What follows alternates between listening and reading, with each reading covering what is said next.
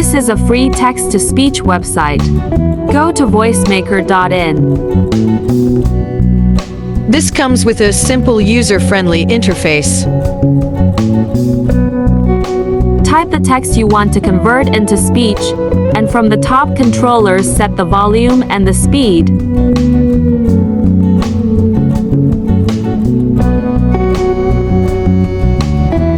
This is the word limits you can add to your text one time. Virtual voices you can choose from. I'm using Amy, female.